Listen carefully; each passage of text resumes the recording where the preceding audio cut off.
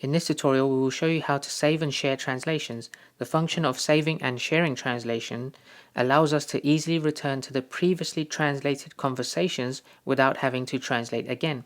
Thanks to the sharing function, we can share the translation via email with anyone. This is how you would do that. In the settings at the top, you can go into history, and then you have a few options here. The first one is a tick box with the word remember. This would allow the Vasco M3 to remember the translation history.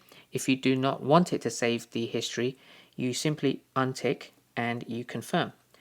The second option is to share. This option allows you to share the selected translations or the entire history. If you want to share the selected translations, you press this option and then you select a selected translation from this list, and then you can pick and choose by ticking which translations you would like to share. Or you can do the entire history, and then you can enter somebody's email address and send across an email to them. So I will show you an example of doing that now. If you tap the email address field, it will bring up a keypad, and then you can type somebody's email address. So this is an example, test@email.com. Then you select send. After a few seconds, the message will be sent. Here is an example of how the email will look like.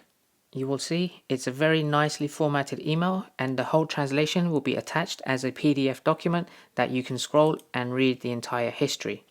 Finally, if you wanted to clear the entire history from your device, the third option in this list is to clear. If you select this, you will need to confirm that you will delete the entire history. Hit yes and everything will be erased.